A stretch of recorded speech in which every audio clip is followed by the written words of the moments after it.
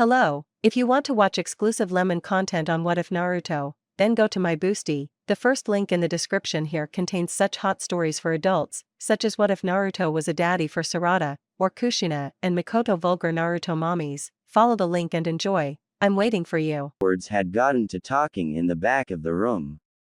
Even after the class had filed out, the three teen ninja had hung around, catching up. We agreed to go on a date. Naruto answered Sakura's question, but we planned it ahead so almost everything would go wrong. Like during dinner, I kept talking about all the great girls of the Konoha, glamorous Ino, fiery Sakura, cute Hinata. Then I spilled something on her dress. But I told you she wanted to be an actress, right? Well, every time I messed up, she managed to look a little more into me. Hinata Hyuga was wandering the halls, remembering her own time in school.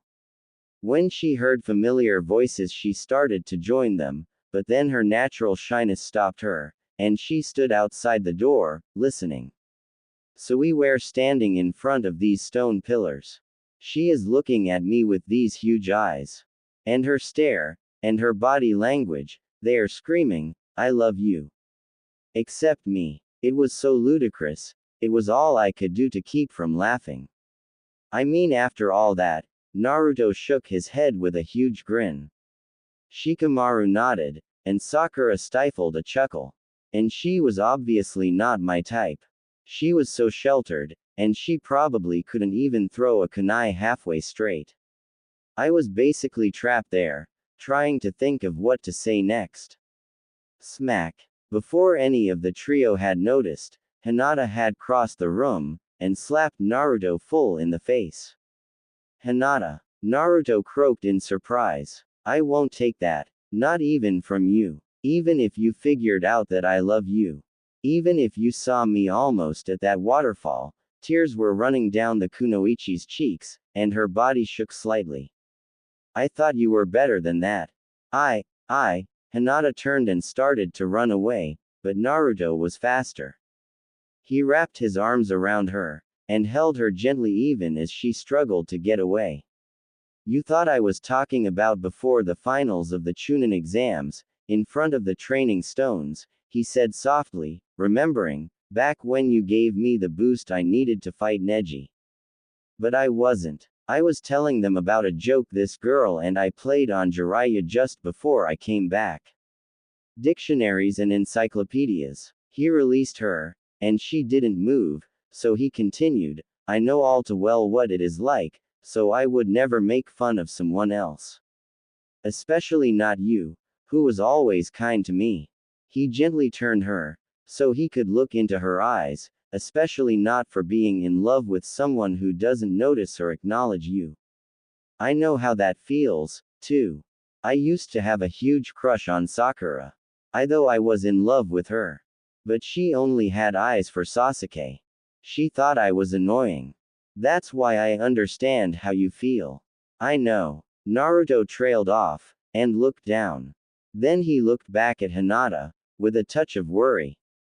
He reached up and scratched his right cheek. "Hinata, my life is pretty much a mess right now. But when things settle down, if you're still interested, maybe we could go out sometime." The daughter of the Hyuga clan turned bright red, and her white eyes grew wide as saucers. "We could go get lunch." Hinata held her breath. "And talk. Get to know each other better." It appeared as if most of her blood had rushed to Hinata's head. She rocked back and forth slightly, as if to faint. Then she took control with a shudder and glanced up at Naruto again. I would like that," she answered. Then she executed a quick bow, and ran from the room. She did not go far, however. She stopped just outside the door, feeling like her heart was going to leap out of her chest. "Hey," Shikamaru grunted, "I don't know if I should wish you luck or offer my condolences." "That was very nice of you, Naruto," Sakura said. The golden-haired ninja turned to face her, and a look of sadness settled onto his face. "It might seem that way, Sakura, but it really wasn't. Between Sasuke and Orochimaru, and the Akatsuki, I probably won't live long enough for my life to get less hectic. No, the nice thing to do would have been to let Hinata down easy. To tell her I was flattered, but there was no chance. And I knew that even as I asked her out.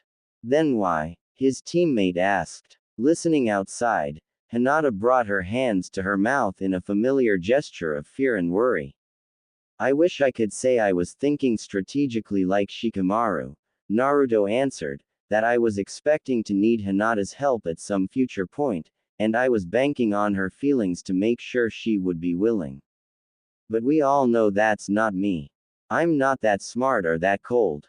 Anime and manga. Hey, sorry Shikamaru, you know what I mean. He waved his hand at the lazy genius in supplication before continuing. No, the reason was that, looking at Hinata at that moment, so angry, so heartbroken, but still standing up to me, something changed. I've always known Hinata was kind and smart, if a little too shy. But I realized she's stronger and braver than most people give her credit for, even me, and especially herself. And she's a great ninja. Then he grinned, just a little, remembering, and she may have been ultra cute 3 years ago, but she's become a real beauty.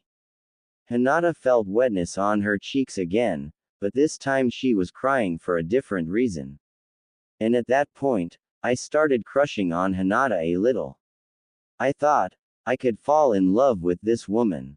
We could be happy together. Then he chuckled ironically, so I wasn't being kind to Hinata, or thinking strategically. I was being purely selfish. I saw a chance for my future happiness, and I wasn't willing to let it go. He sighed, but I can't do that to Hinata. I have to go after her. I'll tell her I was leading her on. Maybe I'll tell her that, using her feelings strategically, stuff. If she hates me, it will be easier for her to find someone better for her. For the third time in less than an hour, Hinata Hyuga shocked even herself with her brazenness. She stepped back into the classroom, and shouted, I don't think she will believe you. The other three all turned to stare at her in amazement. As the normally withdrawn girl turned away, they were amazed to hear something they had never heard before. Clear as a bell, and full of joy, Hinata laughed as she ran away. Hinata! Wait! Naruto ran after her. I knew you were still there. That girl is developing a bad habit of eavesdropping, Shikamaru noted. Catch you later, Sakura. Yeah, later Shikamaru, Sakura waved to him. As he exited, a more thoughtful look crossed her face. And for once, inner Sakura was not energetic. Instead, the mental projection almost looked sad. He was in love with me. Inner Sakura asked. The word was in a giant thought bubble over her head. As Naruto ran up to the training stones, Hinata surged to her feet. She had been sitting against one of the pillars, and could not suppress a yawn and a stretch. Hey, Hinata, the young ninja greeted her, sorry if I'm late. You weren't. The kunoichi's voice cracked slightly in awkwardness. Late that is. I just got here a little early. Naruto Uzumaki nodded, and then looked around at the monoliths set throughout the clearing. So, what do we do? He asked. What do you mean? Her counter was twinged with confusion. Well, to be honest, I never really trained with anyone else. Not as a partner. When we did the tree climbing training, Sasuke, Sakura, and I were competing, not working together. And the rest of the timing it's been either me working alone, or being taught by someone. He gave her an embarrassed grin, so I'm not too sure what we should do here. Do we spar? Have target practice? Go for a jog? Actually, Hinata tapped her fingers together and looked at the ground. I had an idea. If you don't mind. Sure. What is it? Well, can you show me the Rasengan first? She tapped her fingers again, afraid she was asking too much. Yeah, no problem. As he answered, Naruto extended his right hand. Blue streaks of chakra began to circle above his palm, quickly increasing and growing tighter until they formed a spiraling sphere, about 4 inches in diameter. Byakugan, Hinata whispered. The veins around her eyes swelled as additional blood and chakra flowed into the pale orbs. She looked down at the chakra globe spinning in Naruto's hand, and she gaped in amazement. It's so beautiful. You think so? Naruto asked, staring down at his hand through slitted eyes. You can't see it like I do, she told him. Then her voice grew very quiet and she asked, would you like to? Really? That would be awesome. How? Karaname Jutsu. It is one of the Kekkei Genkai techniques of the Hyuga clan. It enables the user to share what they see with someone else. Her gaze dropped to the ground, clearly unhappy about what she was about to say. I am just learning the jutsu, so I still require direct contact. Neji is able to transmit his vision through a thread over 100 feet already. And my father can send to multiple people several miles away with no connection. Dictionaries and encyclopedias. Sensing her depression, Naruto got a little angry. Listen, Hinata, you have to stop comparing yourself to Neji. He might be better at some things, but you are better at others. You created the protection of the 8 trigrams 64 palms, not Neji. Naruto put his hand on her shoulder as a supportive gesture, and besides, Neji's like a machine. All he thinks about is getting stronger.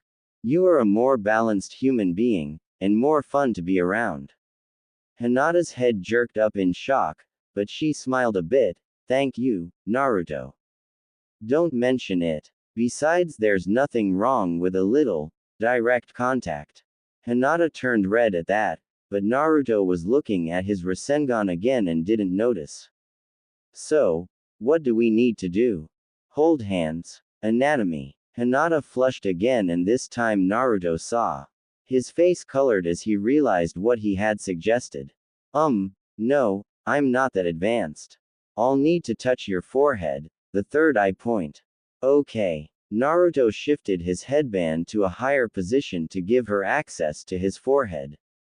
The young woman flashed a quintet of quick hand signs, and then pressed the middle and ring fingers of her right hand to the center of his forehead, just above the brow ridge. The possessed ninja felt an odd sense of being outside his body as he found he was seeing himself rather than Hinata. Suddenly he was glaring straight up into the sky. Then he was looking at the stones to his left. He realized he could not access Hinata's entire 360-degree vision at once. Instead he had his normal field of view, and could change what part he was seeing by turning his head. He remembered why they were doing this, and focused on himself again. He could see the blue trails of his chakra network through his skin.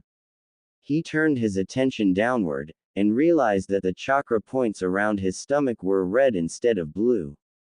He wondered if he always looked like that to Hinata and Neji. Finally he shifted again, and saw the Rasengan in his hand. Instead of a sphere, under the Byakugan it appeared as a many-faceted gem. The colors of the chakra streams appeared both more varied, and more vibrant. The chakra appeared to be moving more slowly, but the jewel itself also rotated gently. You're right, Hinata, he said reverently, it is beautiful. You're amazing. Hinata suddenly stepped back, and broke the connection. Thank you, Naruto said with heartfelt honesty. He dismissed the Rasengan and asked, okay, so what's next? Well, my idea was for you to attack me with Rasengan. What? I don't mean to hit me, she explained quickly. I suspect the Rasengan might be able to break the 8 trigrams heavenly spin. I thought we could test it, and in the process give us both a chance to push the limits of our abilities.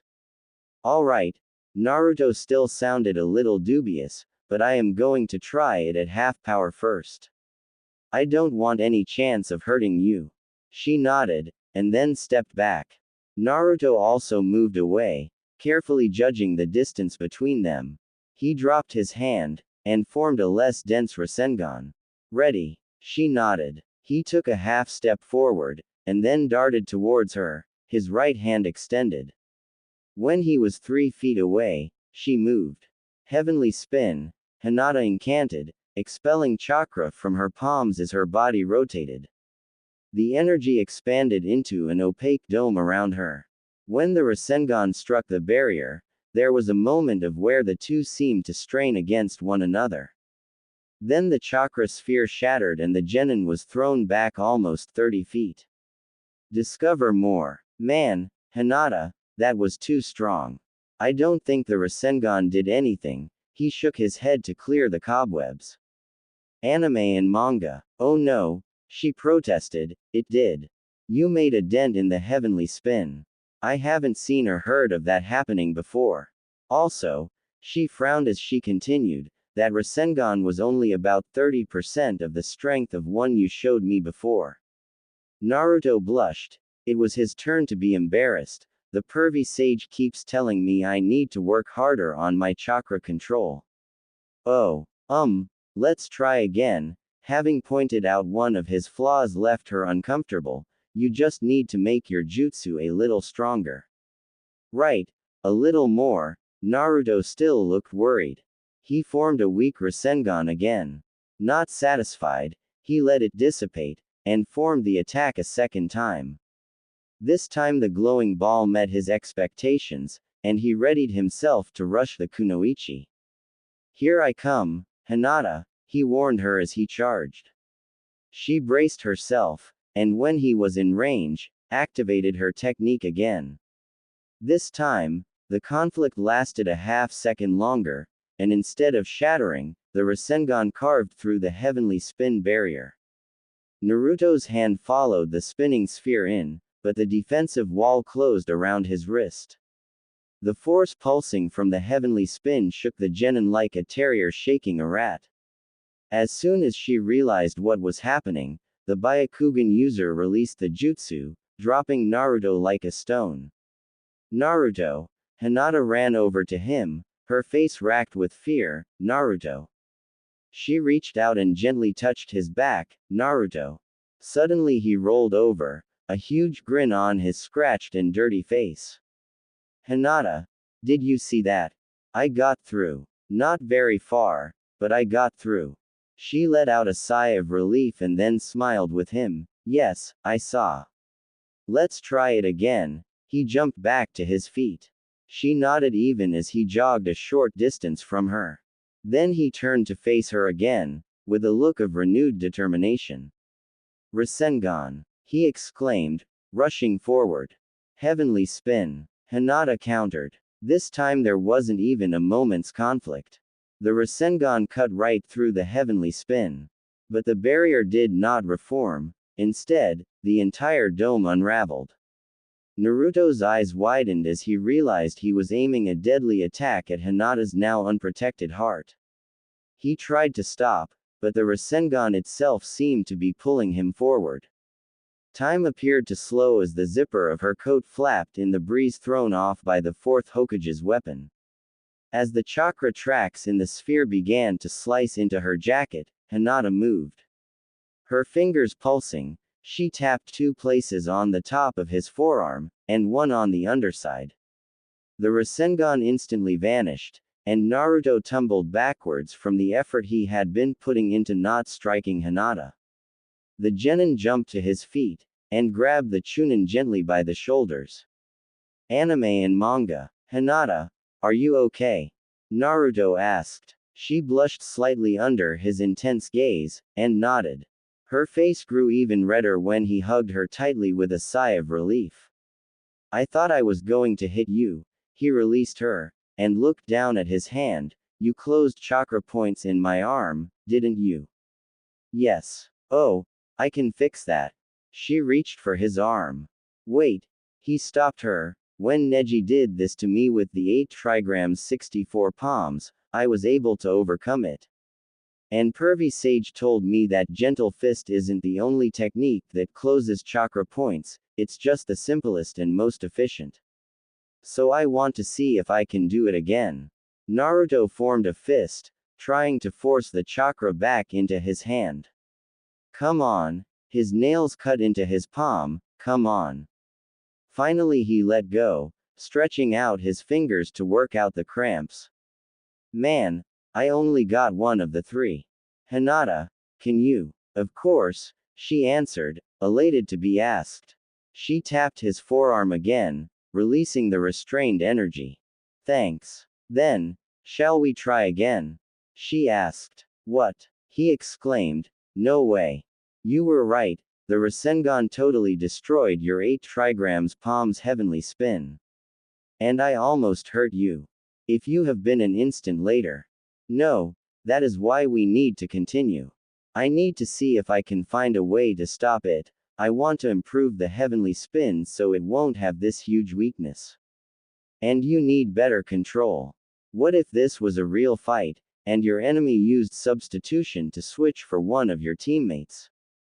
Or an innocent bystander? But, no buts. She shouted at him, now attack me, or I'll shut off all your chakra points. Then she realized what she had done, and collapsed in on herself. Okay. Yes ma'am, he chuckled at her. His laughter calmed her, and she resumed her fighting stance. Rasengan. Heavenly spin. Rasengan. Heavenly spin. 20 minutes later, Hinata raised her hand in submission. The front of her jacket was ripped and torn, revealing brief expanses of pale, yet firm skin, or the armored mesh undergarments favored by the kunoichi of the Hidden Leaf Village. The young woman dropped to the ground. I'm sorry, Naruto, I don't have enough chakra. It's my fault, Hinata. He helped her to sit against one of the rocky columns, and then plopped down next to her. If I had better control, you wouldn't have had to waste chakra on the gentle fists and substitution jutsu. No, it's fine. Beside, you were getting a lot better at the end. I didn't have to do anything the last 4 times. You too, he encouraged her, you stopped 2 of my last 5 attacks. But next time, maybe we could try something a little safer. I'd like to work on overcoming those chakra blocks. Next time, don't you want to? Naruto sounded surprised, and a little hurt. Of course, I just, wasn't sure you would. Same for me. You helped me a lot today, Hinata. She blushed again. Well, if you are up to it, I did have another idea for you. I still have some chakra. Naruto feigned modesty, to spare her feelings. What is it? I was thinking about your chakra control, and the Rasengan. Is it harder to make the Rasengan smaller? Yeah, how did you know that? Well, she leaned back as she explained, a lot of things are like that. Like how it is harder to hit a small target than a big one.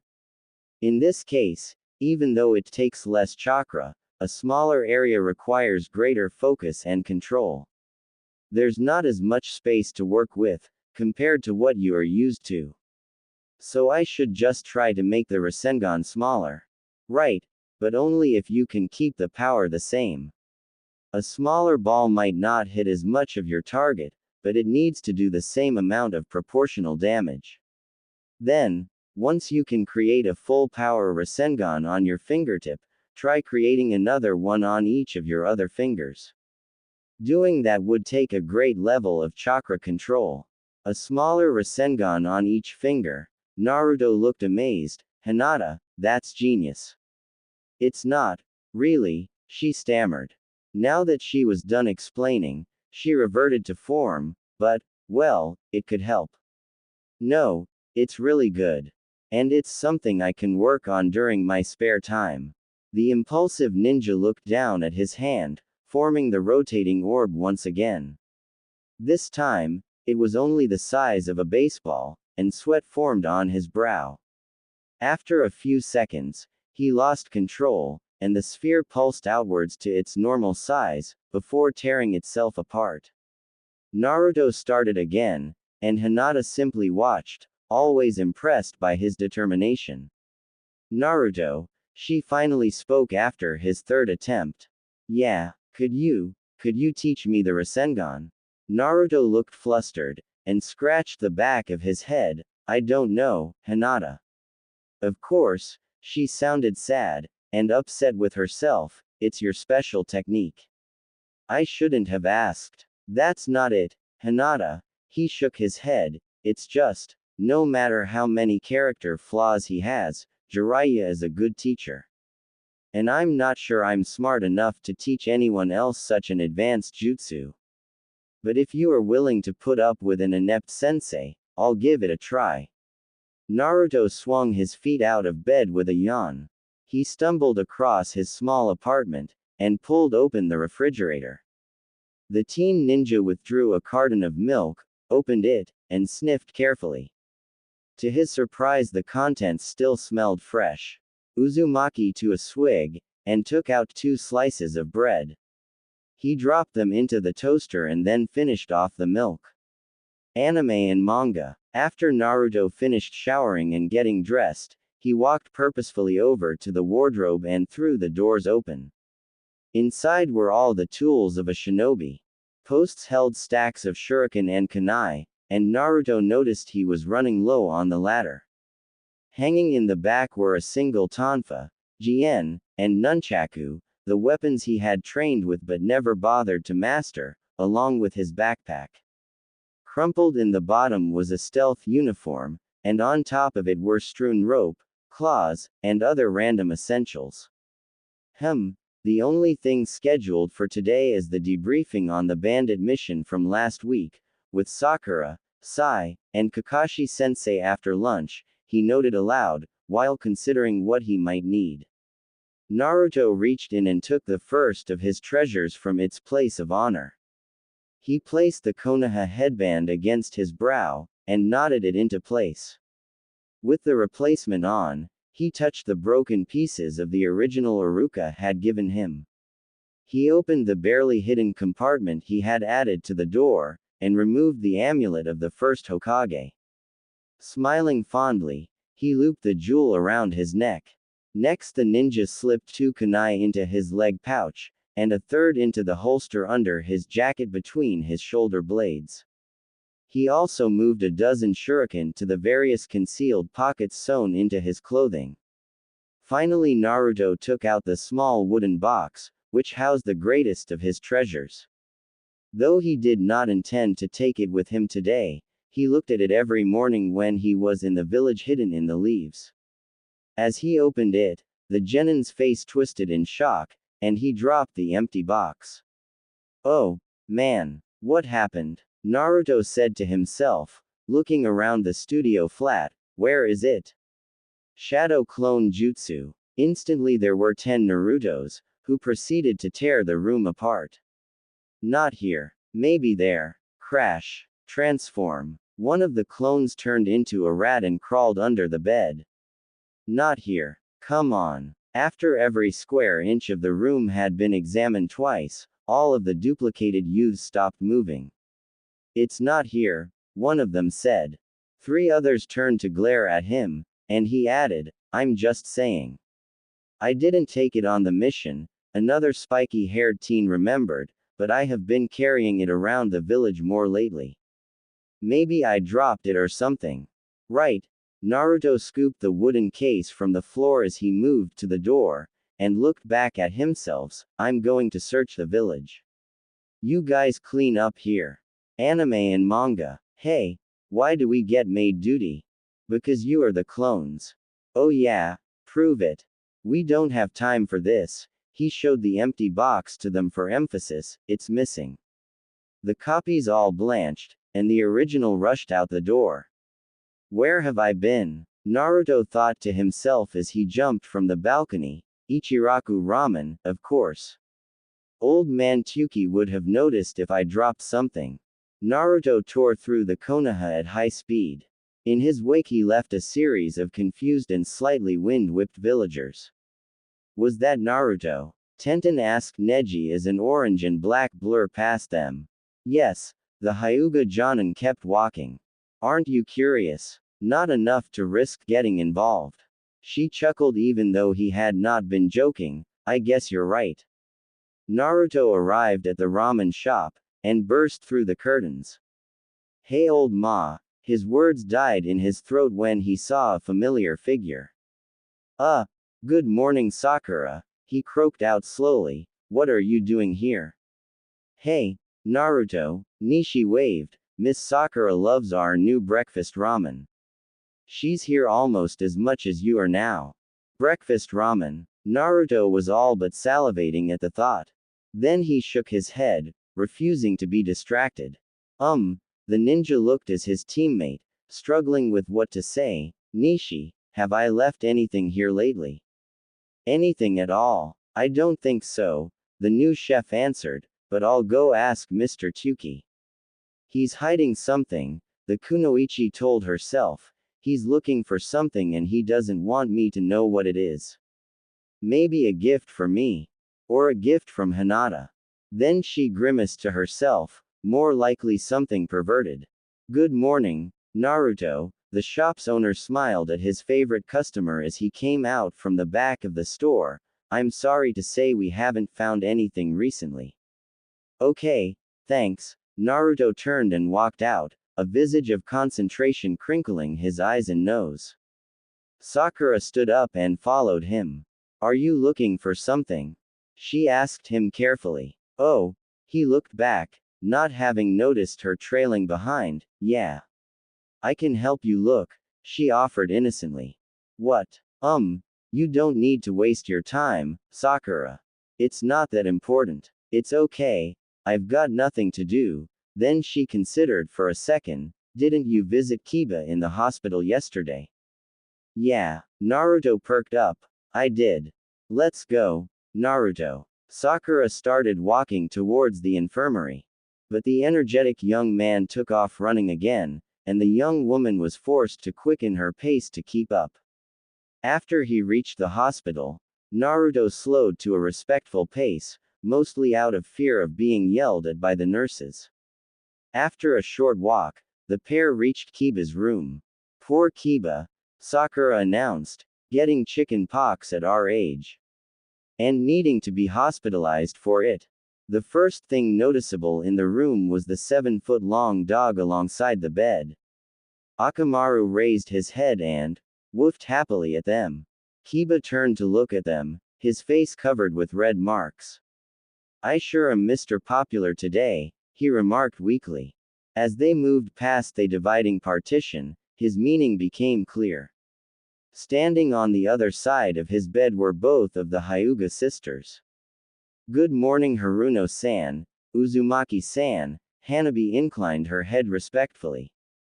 The genin had almost the same features as her sister, but looked totally different. The younger Hyuga was garbed in a short-sleeved shinobi shozoku, and wore her leaf insignia as a headband. Unlike Hinata's bashful kindness, Hanabi gave off an aura of assured superiority. Hello Naruto, Sakura, Hinata said. Oh no, Naruto thought to himself, now Hinata, too. Hi, Hinata, Hanabi, the fox-faced genin returned their greeting. Sorry to interrupt, Kiba, but I'm here on a mission. Naruto's statement filled the faces of the other three ninja with surprise and curiosity. Sakura just rolled her eyes at the exaggeration. Did I drop something here yesterday? No, I don't think so. Did he Akamaru? The large dog lifted his head again, and let out a slight growling bark. I didn't think so, the animalistic Chunin confirmed. Then he slowly and painfully lifted himself up onto one elbow, but if you are looking for something you lost, I have an idea. The three kunoichi reacted with concern for his discomfort. You know Akamaru's great at finding things, and he's been kinda bored the last few days. So maybe he could go with you. If you can give him scent to track, he can find it anywhere in the village. If he's willing, that'd be awesome. Naruto pumped his fist in excitement. What do you say, Akamaru? Woof. The ninja hound jumped to his feet. Great. Thanks for your help, Sakura. Naruto started to run out the door. I'm not done yet. You might still need me to think for you.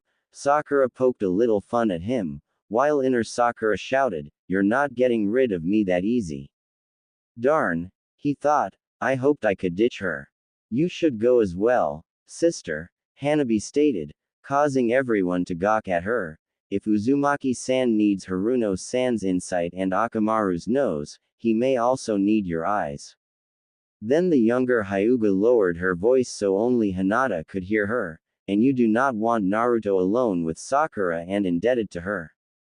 Yes, Hinata stood up suddenly, I'll come too. Oh no, Naruto wilted, now it's both of them.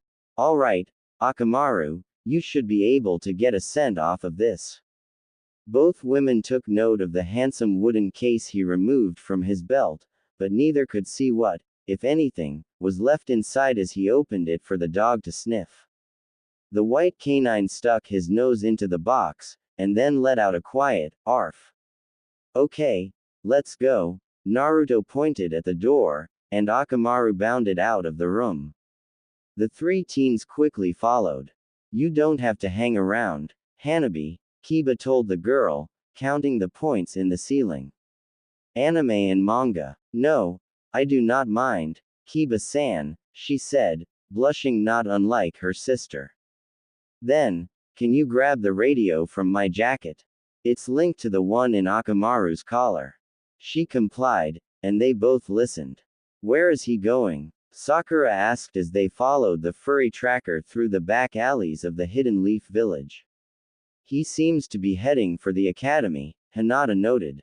That's right, I talked to Konohamaru there yesterday, Naruto remembered, maybe that's where I lost it. As the quartet raced through the street, they passed a familiar pair, for the second time. This time he's got Hinata, Sakura, and Akamaru with him, Tenten observed. Neji sighed, fine. You obviously will not be able to focus until your curiosity is assuaged. So we will shadow them for a while. She smiled knowingly as they jumped to a nearby rooftop and began to trail Naruto and company from above. The search party reached the school, and ninja cadets scrambled to get out of the path of the giant dog. Akamaru led the three humans to one of the classrooms on the bottom floor. Fortunately, the room was empty, giving them the chance to look around. It's not here, Naruto sounded dejected.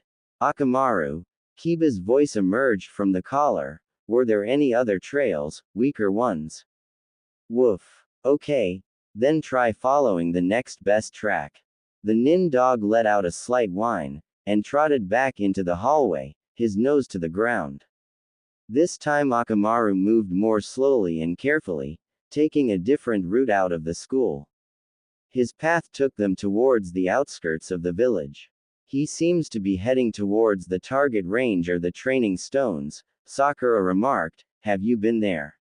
Not since before our mission, he considered, and I know I still had it before we left.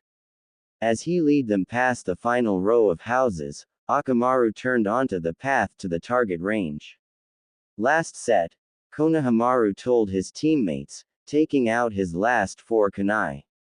Moegi also readied kunai, and Udon withdrew shuriken. The genin trio were back to back to back, and the dummies around the wooded thicket were peppered with throwing knives and stars. On 3, the self-proclaimed leader counted. 1. Each of the young ninjas tensed. 2. They drew back their arms. 3. They released in unison. But an orange shadow crossed the path of Konohamaru's missiles. 2 were deflected into the ground, but the remaining 2 each spun around Naruto's pointer and middle fingers. The 2 blades stood out, because instead of the standard white linen, one of the kunai was wrapped in red, the other in blue. Each weapon also had a tail that matched the grip. Anime and manga. Oh, hey boss, Konohamaru greeted Naruto familiarly, however his goofy grin faded quickly as the older genin stalked towards him with an angry glare. Where did you get these, honored grandson? Naruto used Konohamaru's least favorite nickname as a sign of his rage. Remember, Karen's on vacation so her store is closed, and since I was running short on kunai, you said I could get some from you and I would pay you back after the emporium reopens." In his discomfort he babbled out an explanation. "And so you borrowed the ones that were in a separate, special case?" the possessed ninja asked with biting sarcasm. Naruto forced himself to calm down. "Don't worry about it, Konohamaru. No harm done in the end. But next time, take the normal stuff, not the ones kept separate." Without waiting for a response, he turned and flash-stepped into the forest. Once he was in clearing half-mile away, Naruto stopped and took out the wooden case. Before he could replace the treasured weapons, a red streak intercepted him, and Sakura landed a few feet away holding the two blades. She tossed one to Hinata, before considering the red-wrapped kunai she had retained. "This is what you've been panicking over." And almost bit off Konohamaru's head for a pair of ordinary kunai. Sakura's voice bore confusion and a touch of scorn. "Akamaru, stay out of sight," Kiba counseled, still listening. Neji and Tenten landed on a branch above the canine. "You're wrong, Sakura," Hinata offered. "These blades have been very skillfully maintained, and have had chakra bonded them, if somewhat clumsily. They only started as ordinary." The fiery kunoichi looked as the blade she held more carefully. It was more slender than usually, as if it had been repeatedly sharpened. There was also a chip in one of the edges that had been expertly repaired. That was unusual. Kunai were considered expendable. As many as 1/3 were lost or destroyed in the course of normal use. And those that were recovered were recycled once they went dull or were damaged. This sort of care was generally reserved for valuable weapons like swords or spears. "What is that? A character?" Hinata noticed something at the edge of the wrapping. She carefully detached the cloth from the grip and unwound it. Then her eyes went wide. "My name?" she asked, looking up at Naruto in doubt. Sakura's temper flared, and she unwound the blade she held none too gently. "Sakura Haruno." She glared at Naruto with disappointment and a touch of fear. "Naruto, you made death blades for Hinata and me." "Of course not." He was hurt by the implication. "Even if I believed in that myth, you have to put the name on the blade, right? If that superstition even worked, putting the name on the handle would make sure they could never hit you, right?" Both ladies calmed slightly at that, but neither seemed ready to let him off the hook. "Fine, I'll explain." He slumped in defeat. "I don't know if you two ever thought about it, but growing up I pretty much hated my birthdays. I didn't have friends or family, and hearing everyone else talk about presents and parties only made it worse." Realization filled the faces of Hinata and Sakura, but they did not interrupt. And now that he was opening up, the words continued to pour out of him. "Eventually I got used to it, or so I told myself. I made it a point not to tell anyone my birthday, so I could never be disappointed. But last year, I couldn't avoid it. Pervy Sage knew when my birthday was, and he made a point of celebrating. He took me to see the last Princess Gale movie, and even treated me to dinner." He paused and glanced sideways at the blades again, his eyes growing wet. Hinata started to tear up too, and Sakura held her face carefully neutral. "When we got back to his home, Jiraiya presented me with 2 small boxes. He said they had arrived by courier that morning. One was from you, Sakura, and the other was from you, Hinata. Each contained a simple note wishing me a happy birthday. And each box contained a single kunai," Sakura interrupted quietly. "Exactly. The first birthday presents I ever got." A drop of water ran down his left cheek, but it was more than that. "They were the physical proof that I had friends, and even though we were apart, they were still thinking of me. That why I put your names on them, bought special cloth to wrap the handles, and made a case to keep them in. I only use them as a last resort, and I always recover and repair them." So I will never forget. He opened the hand-carved box and extended it towards them. The inside was lined with orange velvet, with perfect indentations for a pair of kunai. Each girl skillfully rewound the hilt, and walked over to him. Sakura carefully placed her dagger in the hollow on the right, and Hinata gently placed her blade in the mark on the left. Firearms and weapons. Well, there you go. Naruto wiped the tear from his face and forced a smile. Go ahead and laugh at me for being an idiot. But neither of them cracked a smile. Instead, they looked at each other and nodded. And then both girls hugged him at the same time. Sentimental fool, Neji said, turning away. Then Tenten caught him pressing his pointer and thumb into the corners of his eyes. Neji, I must have gotten something in my eye from all this running around. Can we go now? Of course, she did not press him further, and covered a smile. Thank you, both, Naruto said after the two Chunin has disengaged, even if you weren't supposed to find out about this. He started walking back to the village, and they fell in next to him. You know, Naruto, Sakura started, infusing chakra into weapons isn't that different than healing. I could probably help you with whatever you're trying to do with those. The Byakugan is highly suited for observing such precise work. Hinata was not to be outdone. We could use the Karaname Jutsu again so you can see the binding better. Seeing won't help if you don't know what you are doing, Sakura countered confrontationally. Human cells and metal weapons are not that much alike. Hinata pretended she was thinking out loud instead of addressing Sakura. The pink-haired young woman was ready to argue, when they were interrupted by Naruto's stomach growling angrily.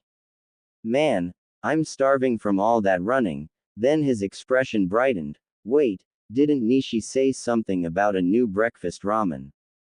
I gotta try it. If you two want to come, I'm buying. Naruto took off like a shot. Sakura pretended to be exasperated, and Hinata giggled, and they both followed. Oh man, Naruto paced fretfully, what does Grandma Tsunade want now? He had been summoned to the Hokage's office. At first he had hoped it was some urgent mission, but there did not appear to be anyone else there, so he decided he had been wrong. The genin racked his brain for anything he might have done to get himself in trouble. The door opened, and a well-endowed woman, seemingly in her early 30s, emerged. Her hard brown eyes fell on Naruto, and for a second her expression was one of unfading affection. But before he could see that, she assumed an arrogant smirk. Ah, Naruto, she said with feigned disdain, what are you doing here? Instantly all thoughts of playing it polite vanished. Naruto pointed at her and shouted, are you going senile, old lady? You told me to come here. You ungrateful whelp. She raised a fist. You should be grateful to receive an invitation from a beautiful, important, young woman such as myself.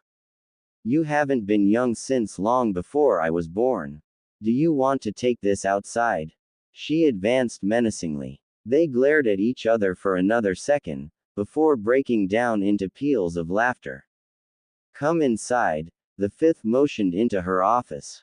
Ladies first, Naruto both bowed and winked. In response, she pushed him through the door. So why did you want me to come here? Naruto asked, settling into one of the chairs opposite her desk. Do you have a special mission for me? No, she grinned mischievously. You could almost say the opposite is true. I'm going to be your new sensei, for a little while at least. Really? That's awesome. Naruto almost leapt out of the chair. But then his eyes narrowed. Wait, you're not going to teach me healing jutsu, are you? Tsunade frowned slightly as she thought about that. No, I was not.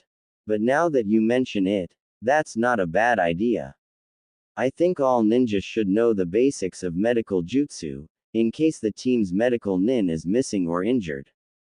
If Sakura got hurt, you'd want to be able to help her, wouldn't you? And with the amount of chakra you possess, Even if you don't have any talent for healing, you might be able to save someone through brute force. But that's not why you are here today, she digressed. There are certain aspects of your ninja skills. The Hokage was cut off by a quiet knock on the door. Good. Your training partner is here. She turned and walked back to the door.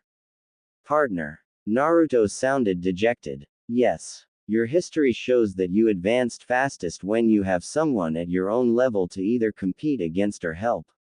So I picked another ninja in need of similar assistance to work with you. Come in, Hinata, the female Sannin said as she opened the door. You are just in time to hear me go through a list of Naruto's shortcomings as a ninja. Hey, oh, no, I don't, I can come back later. The daughter of the Hyuga clan took a step back from the door. No, come on. Tsunade caught the girl's shoulder and gently pulled her into the room. This is part of your training. The Hokage sat down at her desk, and both of the young ninjas fidgeted as she placed their files in front of her. After a few moments of review, she addressed them. Hinata, you wish to someday attain the rank of Jonin, is that correct? Yes, Lady Tsunade, the Chunin bowed her head humbly. And, Naruto, everyone knows your dream is to one day be the Hokage. Although it is not technically required, if you cannot become a Jonin, you stand little chance of becoming Hokage. So what? Naruto asked defensively. Well, Tsunade opened his file again. Unlike the rank of Chunin, which can be achieved through natural talent and luck, a Jonin needs strong technical skills. And on paper, you are the weakest ninja in the village. She turned the paper to face them. Naruto's face went blank with surprise, and Hinata blushed in embarrassment. As you can see, all of your weapon and taijutsu skills are ranked at E or D level, except for light throwing blades. To qualify as a Jonin you must have at least 5 C rank skills in each category, and either 2 B rank or 1 A rank. The list of ninjutsu you know is short but not out of range, considering the number of A or S rank techniques you know. But your genjutsu is intolerable. You have no techniques, and have never successfully released genjutsu. And your chakra control is below average. Naruto looked like death warmed over at the frank and negative portrayal of his experience. His would-be romance looked at him with pity. Of course, that is only on paper. You have a natural talent for unarmed combat, and are among the strongest, quickest, and toughest ninja in the village. And with the incredible amount of chakra you possess, your lack of finesse has not been a hindrance. You are more than qualified to be a Chunin, and I believe that you will pass the next exam. But a Jonin requires more than that. Hinata. When the Hokage said her name, the young woman jumped. You have achieved a rank in Gentle Fist Taijutsu, but your other unarmed skills have suffered, almost to the level of Naruto. Your weapon skills are almost adequate, and you are qualified in both ninjutsu and genjutsu. And your chakra control is top-notch.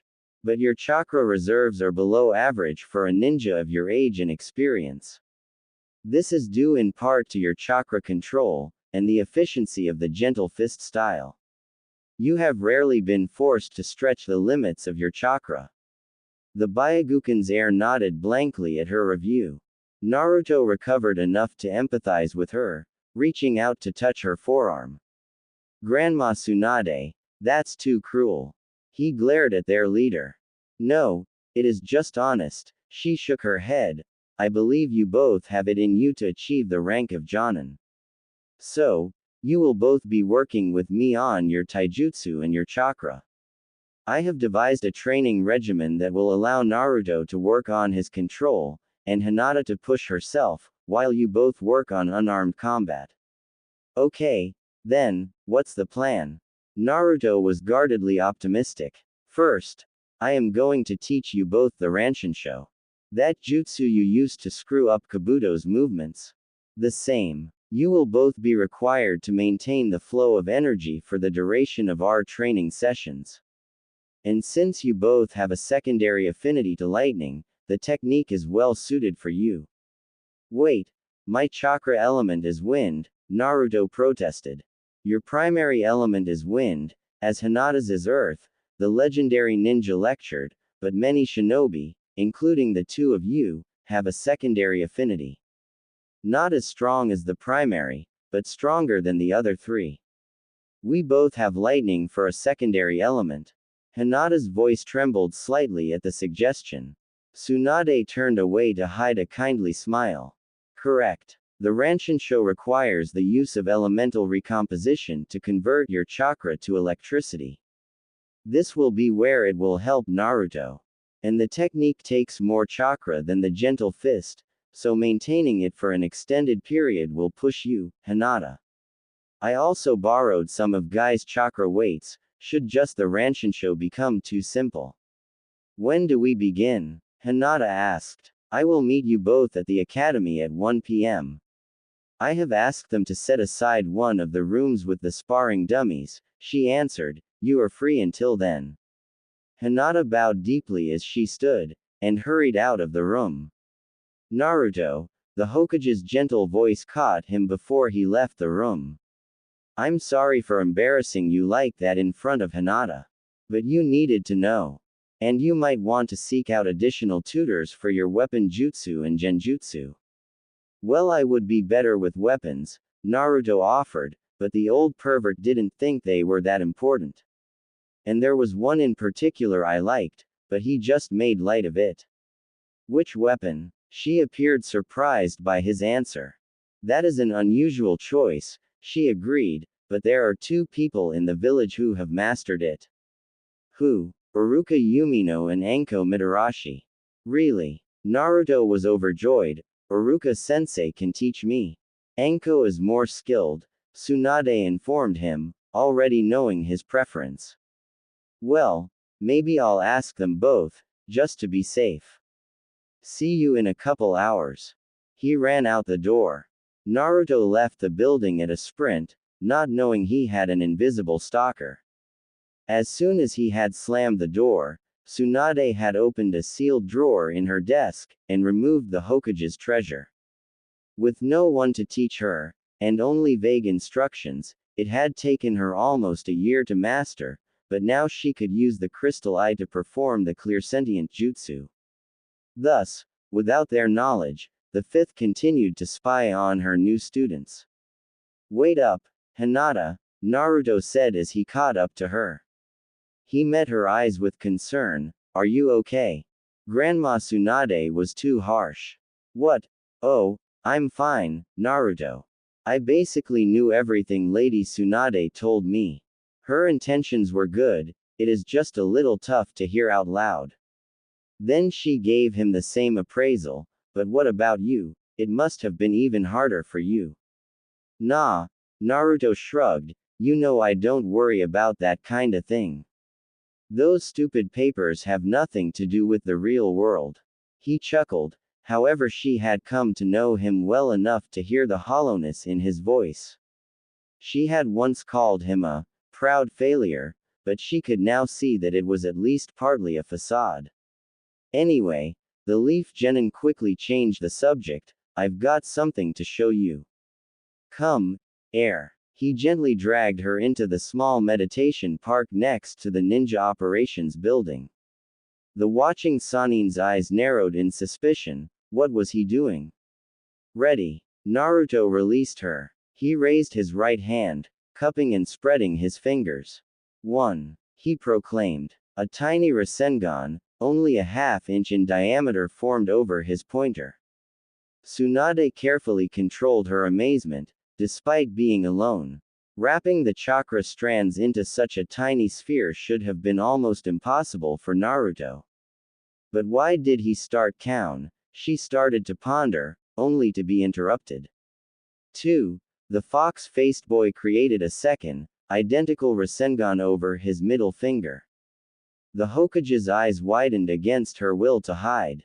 She signaled rat, ox, dog, and serpent, and said, Chakra mask.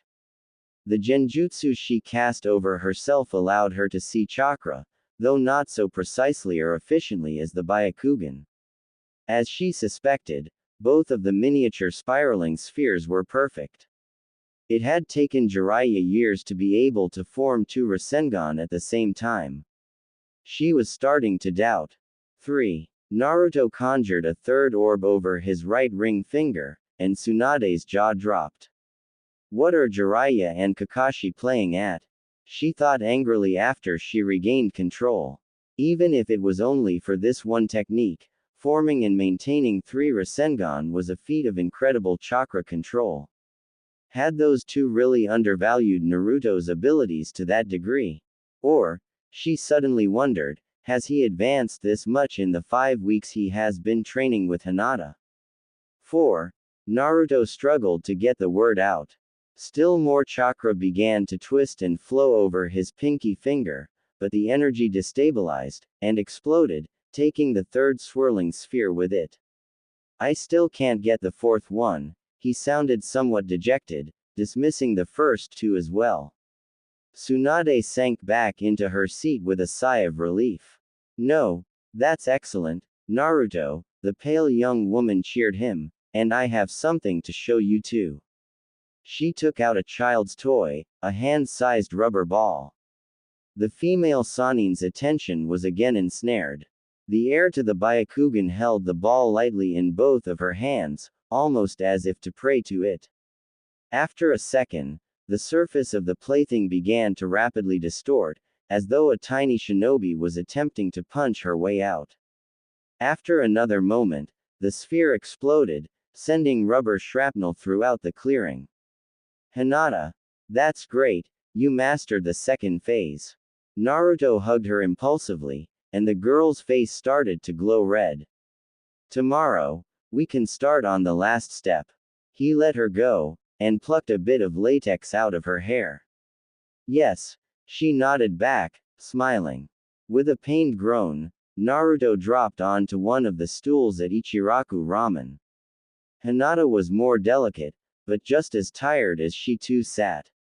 Hey, old man, give me an extra large miso ramen with extra pork. The teen waved at Chuki as he shouted his order.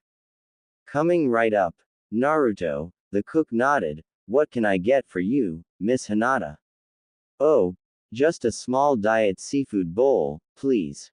As they waited, he grabbed his shoulder and started to massage his sore muscles. Man, Grandma Tsunade sure is a slave driver, he grunted. I wonder how Sakura puts up with her. She's not so bad, Hinata countered. She's just trying to make sure we learn the techniques, and are strong enough to survive. Naruto made an annoyed face, and opened his mouth to argue. But then he noticed the look of pain she was trying to hide. She was also holding her left arm strangely. He realized both the physical exertion and the draining of her chakra made the training much harder for the kunoichi. He stood up and stepped so he was behind her left side. She almost jumped when he reached up and began gently kneading the muscles in her shoulder. Though she turned bright red, the hurting also eased from her eyes and her posture grew more relaxed. The genin knew he was being too familiar, especially given the circumstances, but he was more concerned with helping her. You know, Hinata, he said softly, if she is pushing too hard, you should let Tsunade know.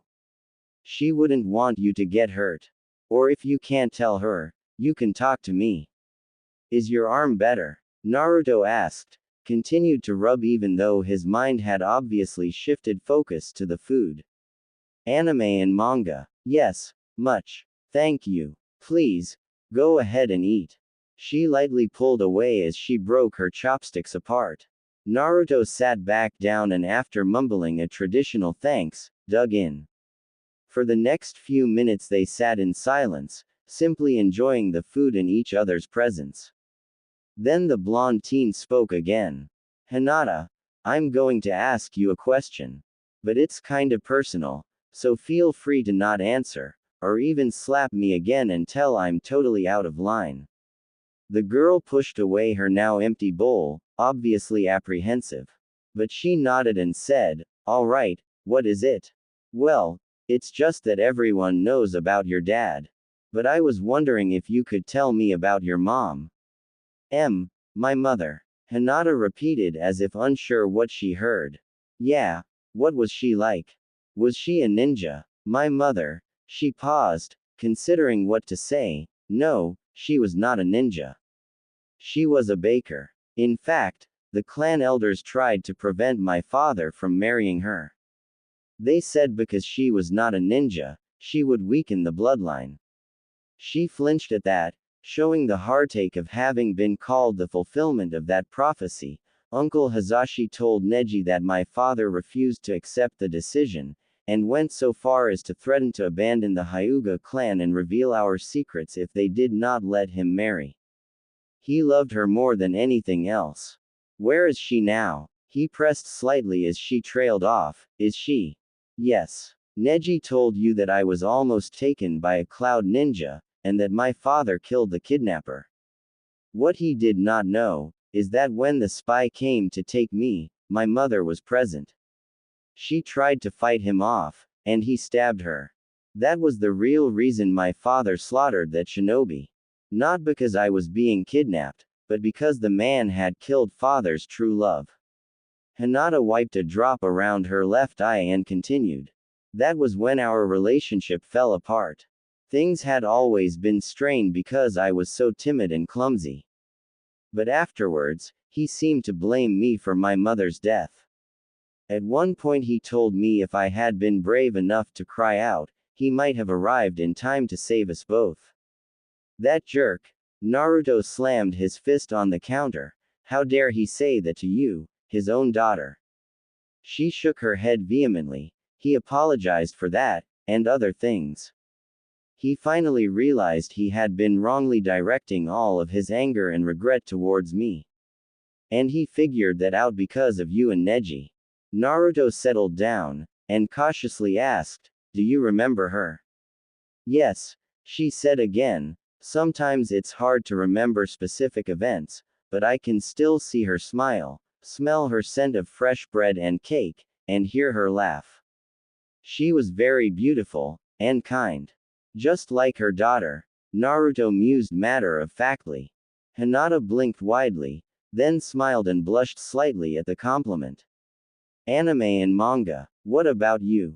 The Hyuga's heir turned the conversation back on her training partner. I know you are an orphan, but do you know anything about your parents? I've looked some stuff up in the archives. The boisterous genin turned introspective. My mother was Yukihana Uzumaki, a leaf genin. He frowned and rubbed his face at that. In fact, it's kinda strange. Her skill report was the opposite of mine. B rank or better for everything, and a list of ninjutsu and genjutsu as long as your arm. I checked through all the records, and the only ninja I could find with better overall rankings were the 3rd and 4th Hokages, and the 3 Sannin. She should have been a Jonin, or at least a Chunin. She died the night the Kyuubi attacked the village. Then he grew depressed. My birth certificate doesn't list my father's name. It makes me imagine all sorts of strange things. Was he someone married and powerful, who forced his poor ninja mistress not to give up his name? Or did she just have so many boyfriends she didn't know who my father was? She looked sad for him, and touched his hand gently. I'm sure it was nothing like that. He tried to downplay it, but when you don't know something, it can be hard not to imagine the worst, right? He stood up suddenly. I've got a scouting mission tomorrow, so I better turn in early. But we should be back in 3 days, so I'll see you then, okay, Hinata? What? She was roused from her trance by his statement, right? Good luck, Naruto. The young man dropped enough money to cover the tab, and then hurried off, carefully hiding his face. The next morning the gentle woman was still troubled. Her family life was far from ideal, but she had never known Naruto's history was such a blank. By the time she had finished eating breakfast, she resolved to do something about it. He already looked in the archives, she remembered aloud, drawing a curious glance from her younger sister, so where else could I get information? I know. Hanabi continued to view Hinata as an oddity even as the elder sister ran from the room. Lady Tsunade. Hinata burst into the Hokage's office a few short minutes later. Two other leaf ninja trailed closely behind her, panting. Anime and manga. Lord Hokage. We tried to stop her, the taller of the pair started, but she raised her hand to silence them.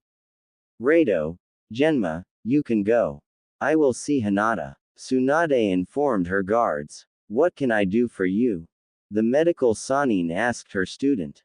I wanted to ask you if you knew anything about Yukihana Uzumaki, the Chunin Kunoichi stated. Naruto's mother. Tsunade asked sharply, fixing the girl with a harsh stare. Yes. Hinata grew uncomfortable under her superior's gaze.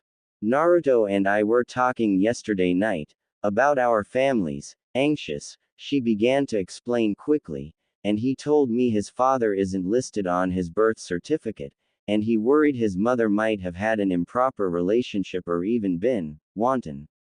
The last word was difficult for Hinata to say, but apparently harder for Tsunade to hear. The Hokage's eyes burned with both anger and sadness. The timid ninja let out a squeak when she saw the expression, and took half a step back. And I was hoping you could tell me something so I could put his mind at ease, the pale beauty forced out without pause.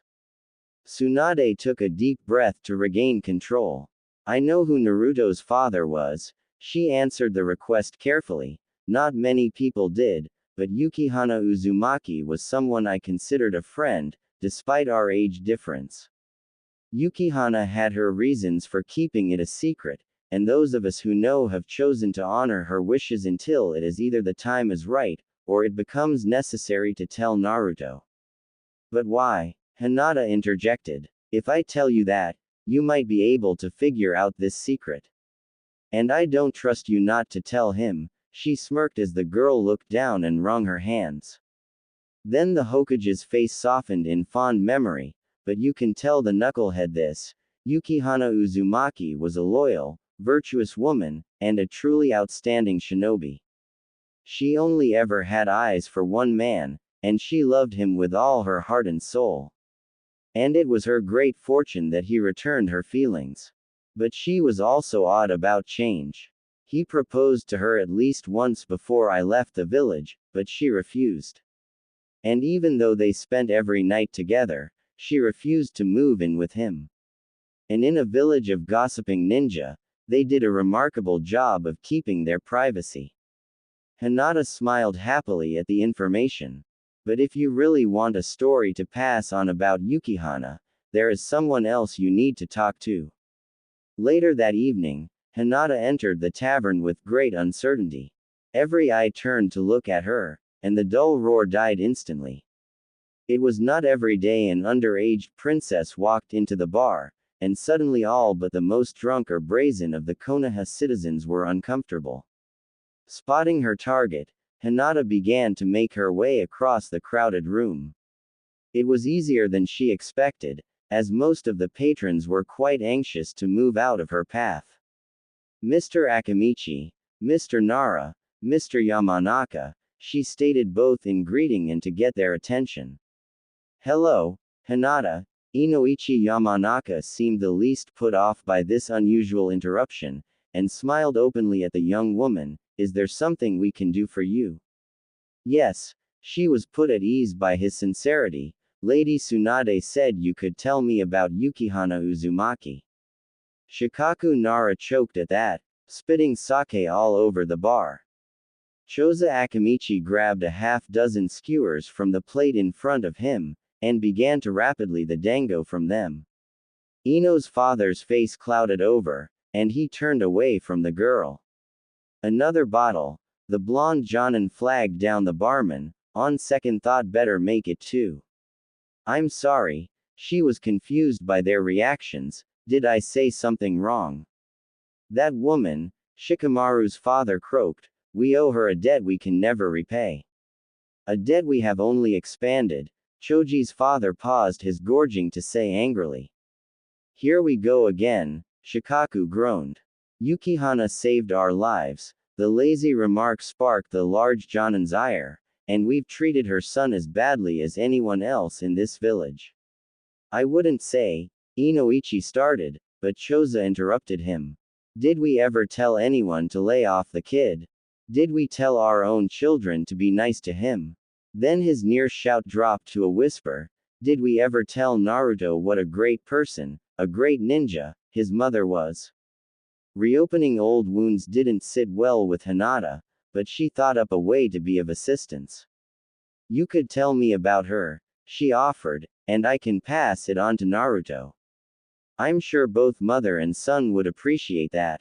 The trio exchanged glances, and then lead Hinata over to a booth for more privacy. We had just become Chunin, Shikaku started, and we were so full of ourselves. Until the night disaster came to the village. Damn it, it's still coming this way, Choza whispered harshly. Shika, can't you pin it down? No, the deer herder shook his head. Its Charka is disrupting my shadow jutsu. It's such a hassle. Hinduism. I know what you mean, Inoichi added. I tried to mind transfer into it. It was like running face first into a brick wall, painted with all my worst nightmares. What about you, Cho? The big ninja grimaced. I'm too hungry to do anything. What about you two? Yamanaka looked at the two Jonin they had encountered. The slight Kunoichi shook her head. I hit that demon a dozen times. Ryu indicated the giant club she carried, a device half again her height and close to 3 times her weight, and it didn't even notice. Now I barely have enough chakra to carry this. I hit it with my best fire jutsu, Ken offered when his wife trailed off, and I think it laughed at me. Shish. Akamichi hissed. A loud crunch echoed as the giant beast landed lightly, only 20 feet from them. They heard a scream of human pain, which went silent in a sickening chomp. The 5 shinobi backed away as quietly as they could, as the Kyuubi sniffed the air. As it turned to face them, they could both feel and smell its fetid breath. With a vicious chuckle, the demon started stalking towards them. Crap, run, Choza shouted, but before the quintet could escape, the fox's tails flashed and barricade of torn-up trees landed behind them, blocking their path. With its prey trapped, the Kyuubi lunged forward. Both Inoichi and Shikaku desperately hurtled kunai into the exposed soft tissues of the monster's mouth, but the demon did not flinch or pause. Fuden. Cyclone Spike's Jutsu. A high, clear voice proclaimed above them. A shadow appeared over the Kyuubi, and gestured as if to throw blades. But instead the shinobi released 11 green charka cones, which dug into the demon's neck. The creature's head snapped up with a growl of annoyance, mere inches from swallowing Choza and Ryu. The kunoichi with pale blue hair landed in a tree, facing the monster. She looked down at her comrades and shouted, "Run! Isn't that?" Shika asked. Yes, Cho confirmed. Didn't she just? The lazy genius continued. Yes. Doden. Stone Claw's Jutsu, Yukihana Uzumaki shouted, completing a set of hand seals. 5 talons of rock and dirt erupted from the earth. 2 each secured the demon's forelimbs, and the remaining grabbed its right rear leg. The vulpine struggled to reach her, and when it could not, began tearing into the manifested claws with its teeth. What are you waiting for? She yelled at them once more, even as her hands started moving again. Get out of there. Lady doesn't have to tell me 3 times, Ken said, climbing the wooden wall. The other ninja followed suit, but the Ino-Shika Cho trio stopped at the top to watch the genin's next move. Kaden. Abyss Flare Jutsu. She grabbed her right wrist with her left hand to brace, even as a column of purple flames blasted into the demon.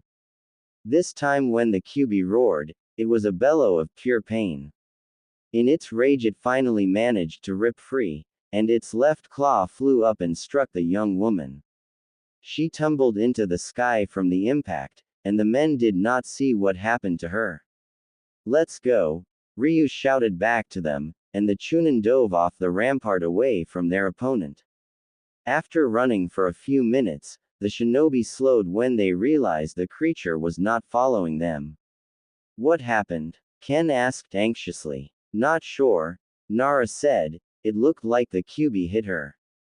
I didn't see a substitution. She shouldn't have been out here, Inoichi said angrily. She only gave birth 2 days ago. Anime and manga. It's a good thing for you I'm a fast healer. The other 5 leaf warriors jumped when Yukihana Uzumaki appeared in their midst. Yuki, are you okay? Inoichi looked at her carefully. I'm fine. It barely scratched me. What are you doing here? Choza demanded, worried. Besides saving you. Her green eyes sparkled mischievously, and she put her hands behind her head. When none of them smiled, she sobered. Listen, this thing destroyed the entire Hidden Lake village a couple weeks again, she lectured them. Despite being both the youngest and the lowest rank, we need every ninja we can get. Ken nodded, and asked, now what? The 4th has a plan, she told them, taking out 2 weapon scrolls. She handed one to Ken and the other to Shikaku. The Hokage needs time, so he can finish the jutsu. When he gives the signal, we have to hit the demon with as many of these kunai as we can. Until then, we have to distract the QB. Keep it away from the village, and the 4th. But don't be a hero, and don't try to hurt it. Get its attention and stay alive. I need you 5 to spread out. Distribute the orders and the weapons to everyone you can find. Her task complete, the skilled kunoichi disappeared. A few seconds later, the 9-tailed fox howled in pain again. You heard her. Ryu made them focus. Ken and I will go north, you 3 go south.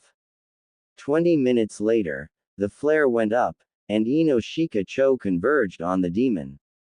Dozens of leaf ninja charged the QB from all sides, peppering the calamity-made flesh with scroll-bound blades. But nothing happened. It's not working, Ino shouted. Maybe we didn't have enough kunai, Shika speculated.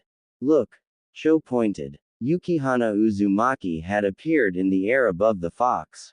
Her green eyes glowed brightly under the effect of some sort of genjutsu. There, despite the distance, her voice carried to them. She drew back her arm, and drilled a kunai into the fox's skull next to its right ear. Instantly, her kunai and 7 others began to glow vividly against the night.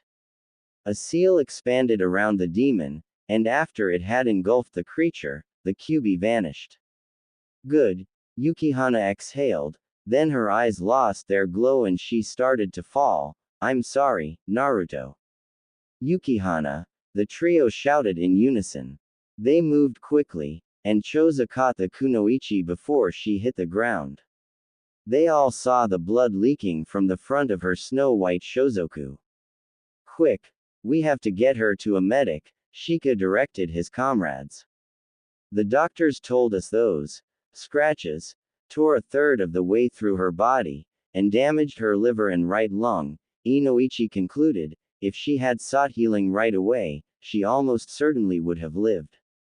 Instead she held her insides together with her own chakra so she could keep fighting. Hinata nodded, trembling slightly, but not crying. Then they all realized the entire bar was silent, that everyone was listening to them recount the tale. The teen kunoichi stood slowly, and then bowed deeply to them. Thank you for telling me, she told them. Naruto's mother was truly a remarkable woman. I will make sure he knows that. Anime and manga. Bowing again quickly, she walked out of the tavern. As she exited, the normal noise resumed. That was hard, Inoichi said. Yeah, but I feel better, Shikaku acknowledged. As always, Hinata was waiting for him at the training stones. This was their first solo meeting in 3 weeks, between their respective missions, and training with Tsunade. But this time Naruto did not bound into the clearing. Instead he approached slowly and nervously. His unusual demeanor set her on edge. Hello, Naruto, she greeted him first, also counter to their pattern. Hello, Hinata. His voice was oddly shy and formal. She began tapping her fingers anxiously.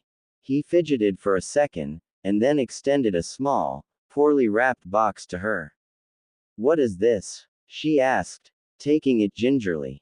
This is to say thank you, his voice trembled, for giving me my mother. Her breath caught in her throat, and she could not say anything. Unable to meet his gaze, she instead focused on the present. She gently plied at the tape, and carefully removed the crumpled paper. Rather than throwing it away, she carefully folded it and slipped it into one of her pockets. Then she drew the lid off the box. Inside was a silver chain bracelet. The tablet had the spiral leaf etched into it, and the symbol was filled with what appeared to be emerald dust. The girl's eyes grew huge, and tears spilled out. She looked up at Naruto and shook her head. No. Naruto, I can't accept this. It is too much. She tried to give the box back to him. But he shook his head. How much is family worth? He asked quietly, placing his hands behind his back. She pushed the bracelet towards him again, and his eyes hardened. If you have to, think of it as 15 years of missed birthday and Yuletide gifts. Look, I can't take it back, and it won't fit me. She jumped at his shout, and he sheepishly calmed down. So please, take it. Seeing how much it meant to him, she nodded. She took the ornament out of the box, and noticed the inscription on the back. Strength comes in many forms, she read aloud. Her eyes glistened again as she looked up at him. She extended the bracelet in her right hand and offered him her left wrist. Will you? She asked. He took the bangle from her, and opened the clasp. He wrapped it around her forearm, and closed the catch.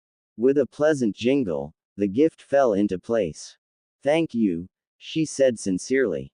With her acceptance, the genin's normal humor returned. Oh, there's something else, he said enthusiastically. She returned her eyes to him in surprise. I mastered your jutsu, he proclaimed. My jutsu. She was confused by the assertion. Well, you came up with the idea, he told her. Then he raised his hand, separating his upturned fingers. This time he didn't count, but instead formed 5 tiny Rasengan in quick succession. One perfect sphere, the size of a grape, hovered over each digit. The way I suggested you practice chakra control. That's not a jutsu. Naruto grinned broadly, and expanded each of the spheres to just over an inch in diameter. Then he turned to Boulder next to him. You might want to stand back, he warned. After she had moved back a few paces, he drew his arm back, and jabbed the standing stone. The spiraling spheres drilled rapidly into the hard mineral. As the tips of his fingers passed the surface of the stone, the entire rock began to vibrate. Hinata blinked as the entire structure began to quake violently. Suddenly, the stone exploded. When the cloud of dust cleared, there was a hole straight through the granite as big as Naruto's palm, and trails radiating out from his fingers. I see. She jogged back over to examine the scarred rock. She probed the damaged boulder. Because the Rasengan are all slightly different frequencies, the dissonance causes a vibration when they hit. The target tears itself apart. And when that happens, the spheres are pushed away, creating these tracks. Naruto looked totally lost, but nevertheless said, yeah, I thought it was something like that. Then he grinned at her again, and you designed the technique, so you have the right to name it. Name it? Yeah, it needs a name, right? A name. She traced the cuts in the boulder again, like a 5-pointed star. She mused. How about the 5 points Rasengan? She asked, unsure of her choice. 5 points Rasengan, that's great. The 5 points Rasengan it is. Then he took out another bag. He opened it, and spilled a handful of balloons onto the ground. Hinata all but floated back into the Hyuga manor, glowing with happiness. She had had a perfect afternoon, capping it off by keeping a balloon from popping for almost 30 seconds. When she met her father at an intersection of the halls, he was forced to smile by her obvious joy. "Good evening, Hinata," Hiyashi greeted his daughter. "Hello, father," she bowed slightly, sending off a slight clinking. The Hyuga leader's enhanced eyes immediately found the source of the noise, an unfamiliar decoration affixed to the girl's wrist. "That is a very nice bracelet," he commented carefully. "Where did you get it?" "It was a gift from a friend," she smiled fondly at the bracelet. "It looks expensive. You and this person must be very close." His tone betrayed mistrust, but his doubts did not touch her. "I hope so," she sighed pleasantly. "Good night." She bowed again and skipped away. "I demand you keep him away from my daughter." Hiyashi Hyuga slammed his palm on the desk for effect. "You demand." The Hokage had been staring down at her paperwork, but now she lifted her head to look at the clan leader. On the surface she appeared amused, but the twist of her lips and a tightness around her eyes dared him to push again.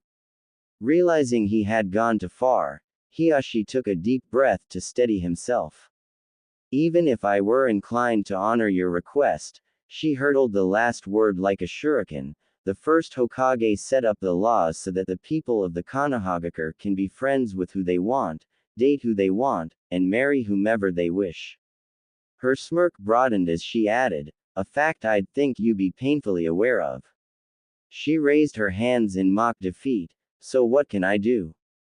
"Send Naruto on as many missions as you can, as far from the village as you can find. The only tasks we have that fit that profile involve espionage, and are unsuitable for that knucklehead. Besides that, I think Naruto and Hinata are good for one another, in whatever way they choose. So put simply, no, I will not help you." She answered with great finality. Hiyashi spun imperiously and strode out. "I should have known there was only one way to stop this." He offered that parting shot as he left. That was ominous, the Hokage thought. I had better check on Hinata. "Hinata," a voice called her name as she walked out of the bookstore. The young woman looked up to see her elder advancing towards her. "Lady Tsunade," the teenager bowed. "I thought our lesson was later." "It is." The Sanin was relieved she arrived first.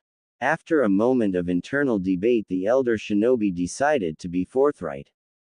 "Hinata, your father just came to see me. He asked me to stop you and Naruto from spending time together. I think he is going to try and force you to discontinue your training with the knucklehead." "I know." She looked down sadly. "He told me yesterday he thought the time I am spending with Naruto is wasted. But I know he just wants me to stay away from Naruto. When I told him he was wrong, that Naruto was helping me grow stronger, he grew angry. He tried to hide it, but I saw. That must be why he spoke to you. But if he already spoke to you, then what is his one way to stop this?" Tsunade asked herself more than her student. Each woman met the other's eyes at the same time. "Naruto. Welcome, Naruto." Hiyashi forced a smile as Uzumaki entered the Hyuga clan's dojo. "That will be all, Hanabi." He dismissed his daughter, who had brought the guest to him. "Thank you for coming." He nodded in mock gratitude. "I need to speak to you about Hinata." Naruto remained silent. That was the only reason he could have thought the Hyuga clan leader would want to speak with him. "I hate to say this," Hiyashi affected remorse, "but I don't think her time with you is benefiting my daughter. She needs to spend more time with her teammates, developing her teamwork. And I'm afraid she is too focused on you to be gaining much from your time together. You may just be taking advantage of her. Respectfully, Lord Hyuga." Naruto forced down his pride, and said calmly, "I disagree. When we started training with the Hokage, she told us that Hinata's chakra reserves and stamina were both much higher than the last rating Kurenai gave her. She thinks it's because of our training. And I'm not the best teacher, but I've managed to pass on a few of the skills Jiraiya taught me. I didn't want to ask this. Switching tracks, the Lord pretended to be regretful, but don't you think you are taking advantage of Hinata, at least a little bit? We both know how she thinks she feels about you. You could be leading her on, without intending to. The young Genin's anger flared, but he did not let it show. Hinata was the one who initiated our training. His tone bordered on a lecture. I have told her I don't know where this is going. It might just be friendship. We both agreed to respect the other's feeling and decisions. If anything, I hope that spending more time with me would give her a more realistic view of me. Naruto took a step back, and half turned away, saying, I have an appointment, I should be going. We're not done, boy, Hiashi growled, the veil of civility dropped. He activated his Byakugan and cut off Naruto's escape. The ninja teen stopped moving to avoid colliding with his host, and the Hyuga leader's glowing fingers began dancing. 8 trigrams 64 palms, he proclaimed. His chakra network partially sealed, Naruto's shoulders dropped as he struggled to stay on his feet. He looked at his friend's father with surprise and anger. Don't glare at me, Hiashi snapped. I won't have my daughter involved with a worthless, no account, thieving shinobi like you. Thieving. Naruto seemed most insulted by the last accusation. I know you stole that bracelet. Right. I had it specially engraved and then stole it to give to someone I care about. Because that doesn't make an already unique item any easier to identify, though in the weaker position, Naruto's voice dripped with sarcasm. There's no way you could afford that on a genin's salary. Hiashi sounded less sure of himself. Not that it's your business, the demon-bonded warrior explained, but as an orphan I get my mother's pension until I turn 16, and I've saved a lot of my money. And either way, I bought it with my royalties. Seeing his opponent, host's confusion, he added, from helping I mean Master Jiraiya with his books. Abandoning that attack, the Byakugan wielder tried a different assault. Everyone in this village knows what you really are. Most distrust and despise you, he said in a dark, insidious tone, and they will never accept you. Do you want to drag Hinata down like that? To make her experience that rejection? No, she's had enough rejection. The teen sounded regretful, and the girl's father flinched, but since the Chunin exam and Orochimaru's assault 3 years ago, it seems like most of the people of the Konoha now accept me for who I am. You have lost control before. In desperation, Hiyashi's voice grew harsh. You can't say you won't lose it again. Next time, you could hurt Hinata. Only one of us has a history of hurting Hinata. Naruto finally gave in to his legendary temper, and it ain't me. How dare you? Excuse me. I'm not the one who told a 7-year-old girl she was responsible for her mother's death because she couldn't stop a Jonin-level ninja.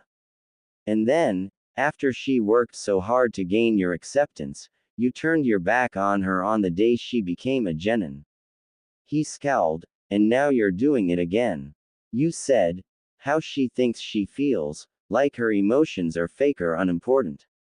The angry father paused and looked away from his target. Naruto brought his hands together. He no longer faked being weakened by the effects of the Hyuga's secret technique. Chakra pulse, he stated. The blue energy visibly expanded throughout his body, and the Byakugan user was surprised that Naruto's normal chakra flow was restored. Hinata and I devised a counter to the gentle fist ability to stop chakra over a month ago. The 8 trigrams 64 palms doesn't work on us anymore, he told the nobleman, and for the record, Hinata is better at this technique than I am. The jab roused Hiashi, who flashed across the room as Naruto was opening the door. He stepped past the genin into the hall. He landed facing the boy, his eyes blazing. Rotation, he exclaimed, streaming chakra out in all directions. An explosion shook the walls around them, but it was the Hyuga lord who was thrown off his feet. He quickly lifted his face, to see Naruto standing before him, the Rasengan roiling in the teen's right hand. Do it, he ordered, show me your true colors. Attack me. This. Naruto frowned in confusion. He raised the Rasengan up to the level of his heart. This isn't for you. I just needed to disrupt your heavenly spin. Naruto released the jutsu, as he nodded to indicate something just behind to the fallen adult. So you wouldn't hit Hanabi, he explained. Hiashi Hyuga goggled at his daughter, standing not 2 feet from him. She was not in his blind spot, but he had been so focused on Naruto he missed the girl entirely. He turned back to Naruto, who was looking at him with pity. Lord Hiashi, I don't want to be your enemy. Hinata is important to both of us, and so long as she is part of our lives, we're gonna run into each other. And if not for ourselves, we should make peace for her. Naruto extended his physical hand to match his metaphorical one.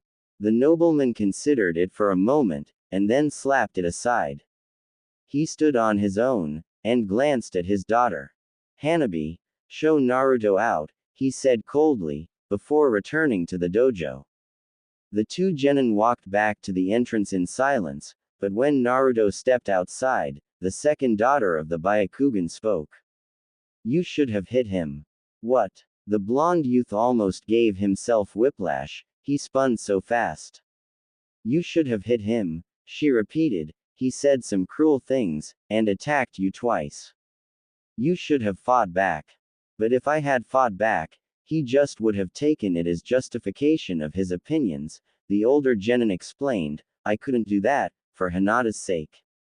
Well, later Hanabi. Naruto waved as he walked away. After the girl had closed the door and he was a good distance from the mansion, the shinobi stopped and asked, how much of that did you two hear? An instant later, Hinata and Tsunade stood behind him. The younger woman's face was a mask, but the Hokage just smirked. Enough to say I agree with the squirt, the leader of the Leaf Village offered, you should have slugged him. Naruto grinned back, but then caught a glimpse of his friend's expression. He expected Hinata to be looking down, and tapping her fingers. Instead, the kunoichi would have been staring straight ahead, had her eyes been open. And her hands were clenched into fists, trembling at her sides. Lady Tsunade, the girl said suddenly. Her eyes flew open and her gaze was fierce. Are there any open rooms in the ninja barracks? She asked in clipped tones. I do not want to go back there. Hinata. Tsunade's mirth vanished as she realized how hurt the Chunin was. Hinata. Naruto put his hand on her shoulder and started to say something to her. But she stopped him with her anger and shook her head. No. What he did back there is beyond forgiveness. Talking to you like that is bad enough, but to actually attack you. I've never been so ashamed before. I can't see him, can't be in his house. Hinata. He began again, and she pulled away. Hinata. This time Naruto's voice was stern, and her resolve faltered. She met his eyes. People have said and done much worse things to me for less important reasons. And he has a very great reason. He's your dad, and he always will be. He finally wants to protect you, especially since you longer seem to need it. Family is too precious, I can't let you throw it away. Technically, the Sanin teacher cleared her throat, you won't be an adult before your 16th birthday. And despite some painful words, he never legally disowned you. So for now, I can't let you stay in the barracks. If nothing else, Naruto offered another out, go back for Hanabi. You two have just gotten close. If you leave now, he trailed off letting her imagination fill in the blank.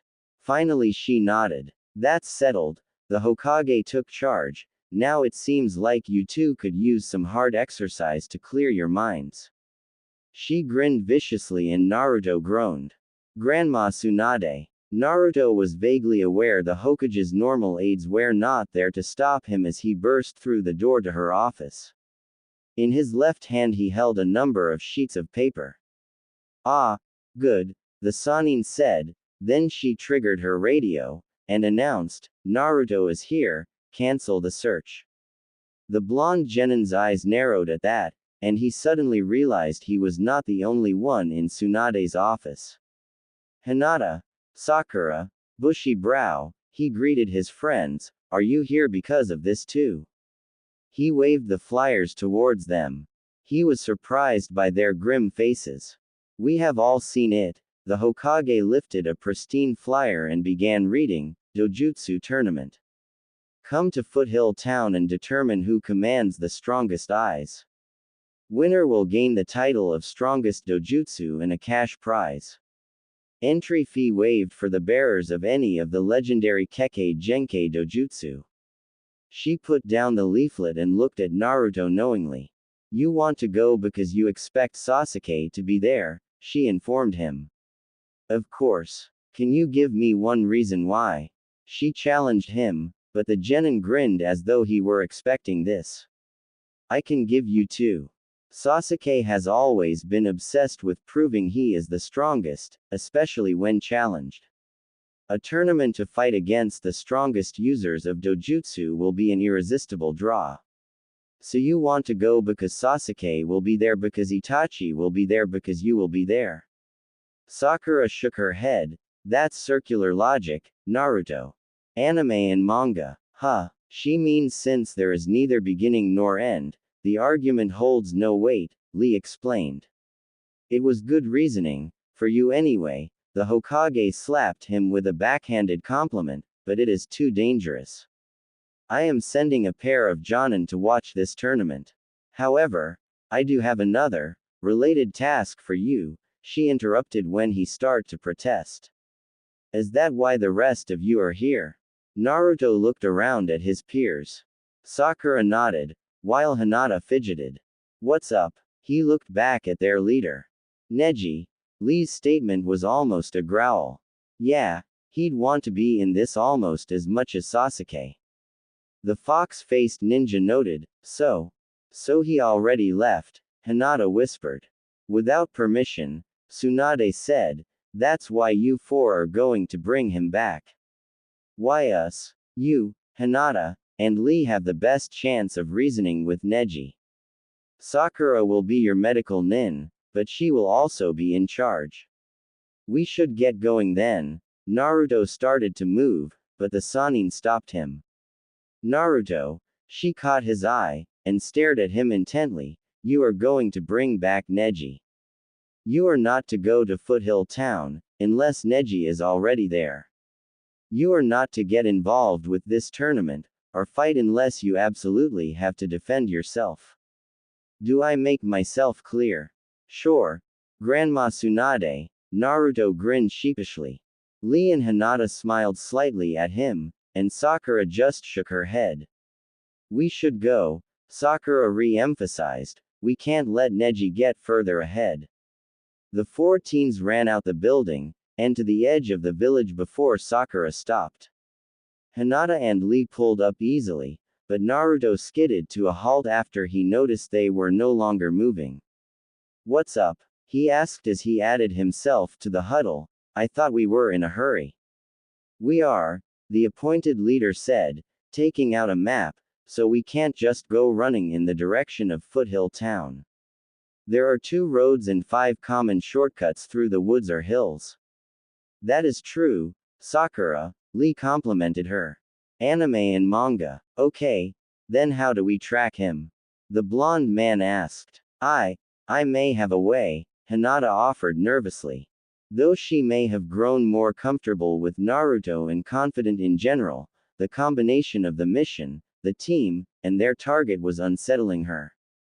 Hinata took out a kunai and carefully sliced her left thumb.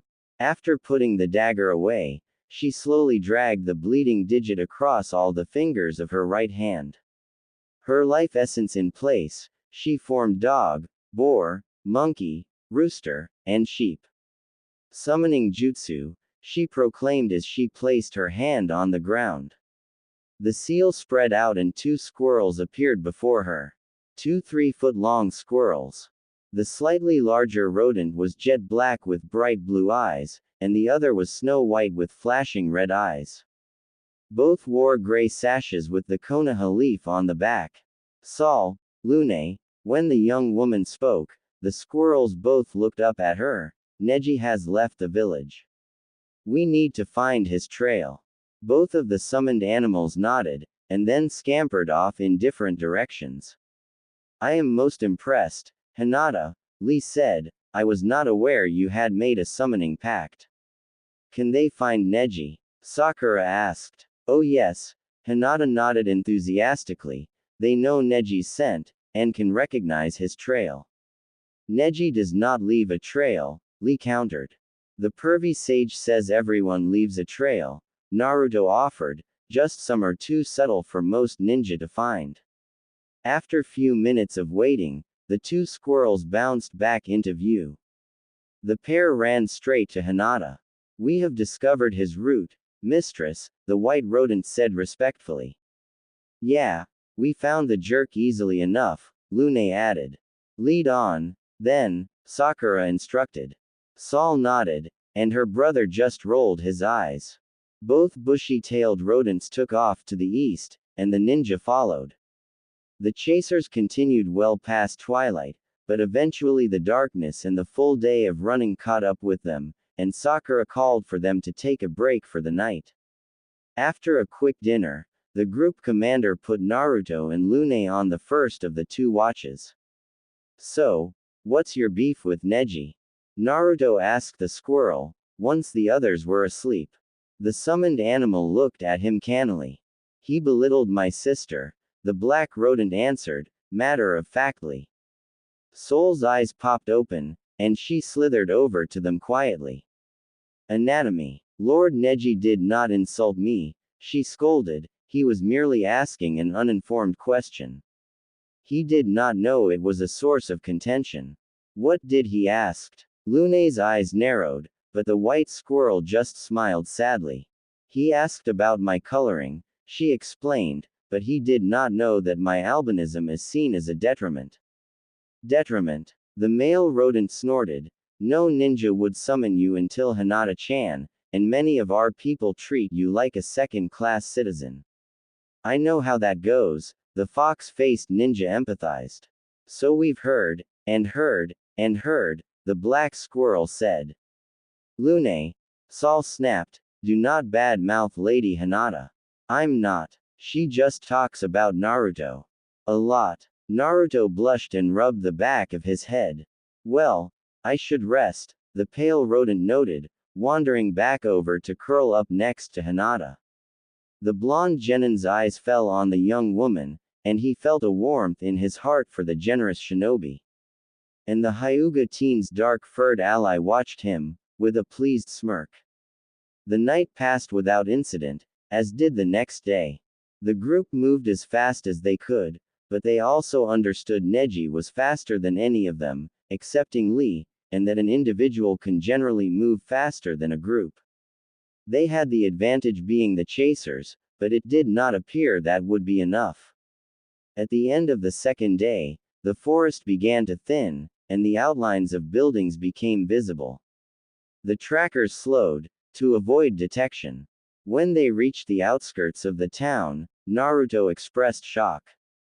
Man, this place is a dump, Naruto whispered loudly, observing the broken down and abandoned homes. Why would someone hold a tournament here?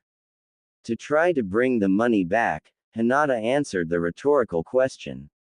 Huh, the oblivious ninja grunted. This used to be a big resort town, Sakura told him. My parents and I came here once when I was 5. It had incredible hot springs, and a gorgeous underground lake. It was very nice vacation.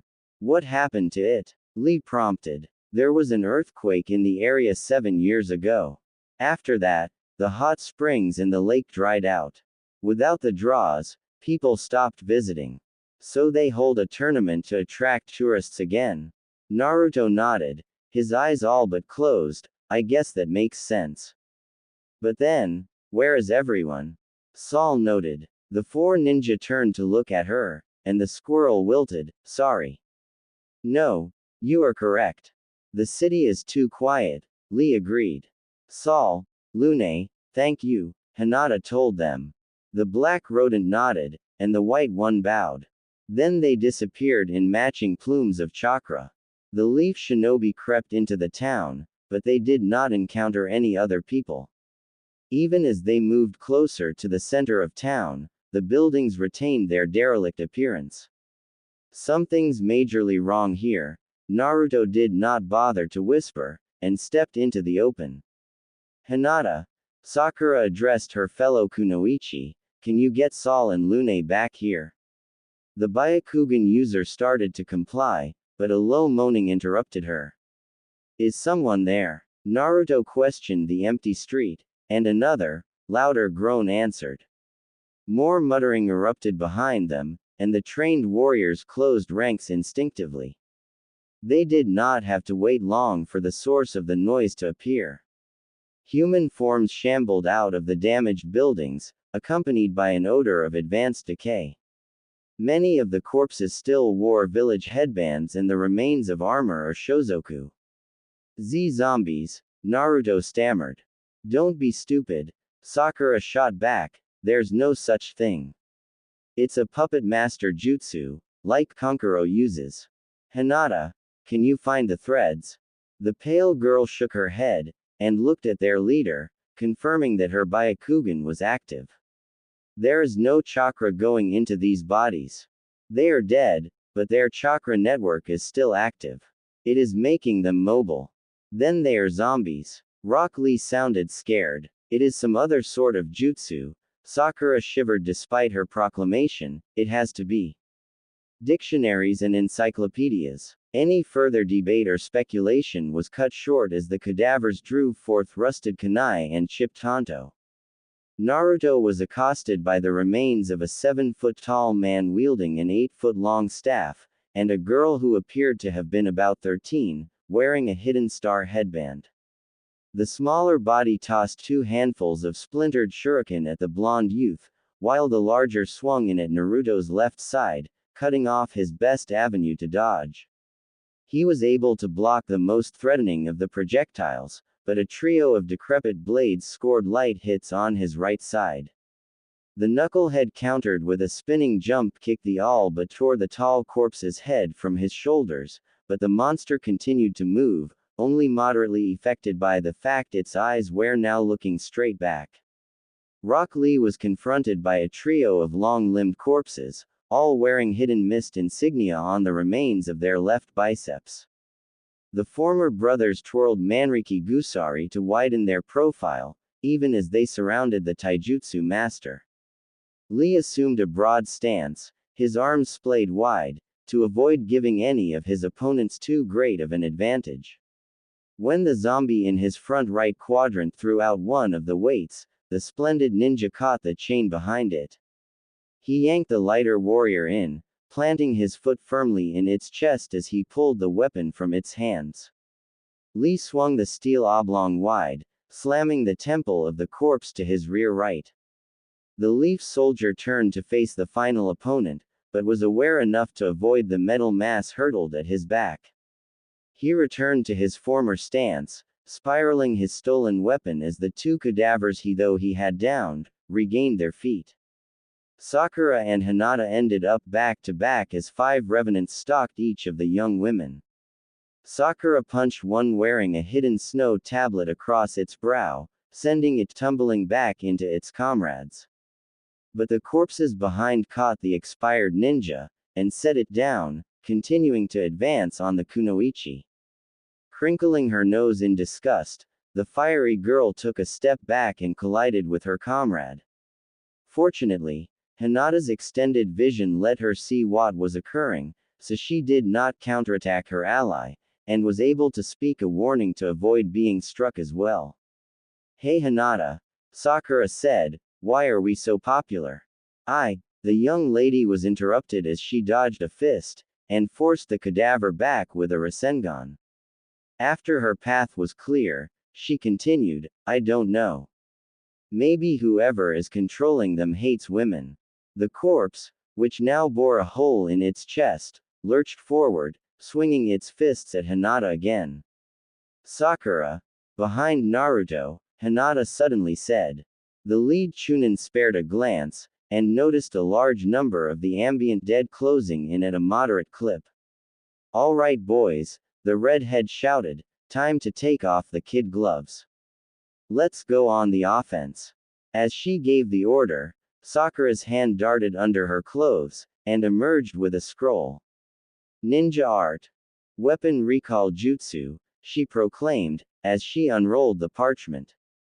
Her right hand disappeared into the page, and when she withdrew it, a large crescent moon-bladed axe was in her grasp.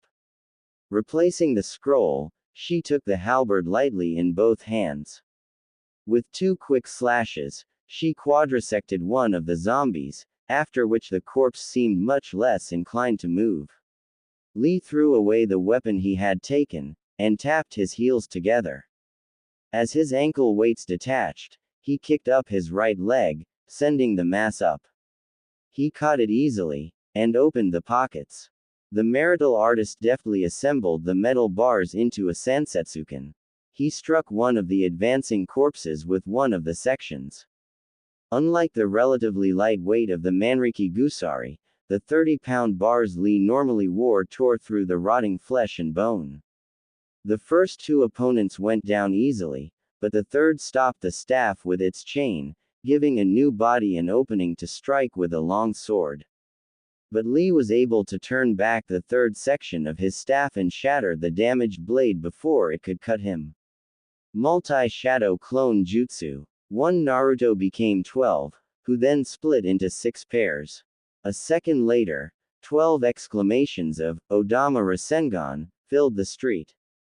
The sets of blonde ninja began to shred the corpses with the enlarged and empowered spheres. As the others began to move outward, disabling the zombies, Hinata found her attacks ineffective. Her normal Rasengan damaged the cadavers, but not enough to stop them.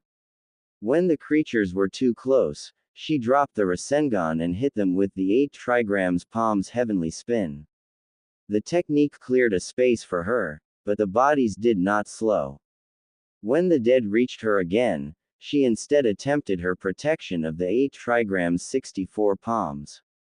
The enhanced technique threw the corpses further, and scoured some of the flesh from their bones. And still they continued. Panicking, the Hyuga Chunin began to retreat, trying to reach her friends. Hinata, what's wrong? One of the Naruto clones saw her fear and withdrawal. Nothing is working, she blocked a shuriken with her kunai. 2 of the genin duplicates peeled off to help her, but the original stopped them. Hinata, you said their chakra system is what keeps them moving, right? The real Uzumaki asked. Then, what if you hit them with the gentle fist? For an instant, Hinata looked as if she had been struck. Then her face settled into grim determination, and a blue glow surrounded her hands. She lightly tapped the first revenant 14 times, and it fell to the ground, no longer moving. Analyzing her impact, she was able to fell her second opponent with only 11 strikes, and the third with only 7 blows. Anime and manga. Discover more. Movies, cookies, cartoons, story editing services, anime fanfiction stories, TV and video, books fanfiction stories, cookies, app advertising space, writing workshops online. As Naruto attacked another mobile body with the enlarged swirling orb, he noticed this time the enemy did not rip apart as the others had. Looking down, he realized his Odama Rasengan was starting to unravel. The fight had been raging for over 20 minutes, and he had already been forced to cancel 2 sets of clones due to low chakra levels. Glancing around, he noted that both Sakura and Lee were breathing hard and soaked with sweat. He guessed that swinging the giant axe and weighted sansetsuken were tiring the melee fighters. Out of the 4 of them, Hinata seemed to be in the best shape, and had disabled the most zombies. But he also had a decent understanding of his partner's limits, and knew she could not hold out forever. Despite all appearances, the Leaf Ninja were losing the battle. None of the four had suffered more than minor cuts and bruises. And there were dozens of formerly animated corpses littering the street. But for every body down, at least 3 still stood, and the living ninja were only mortal. After another 5 minutes, almost all of the ground they had gained was lost.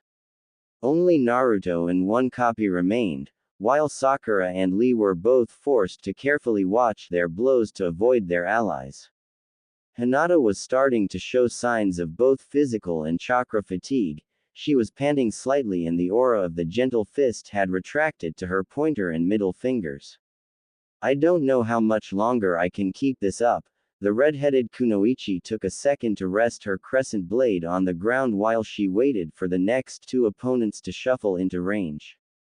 Do not worry, Lee said. Lady Tsunade said she was sending Jonin to observe the tournament. We need only hold out until they arrive. Yeah, except she didn't say when she was sending them.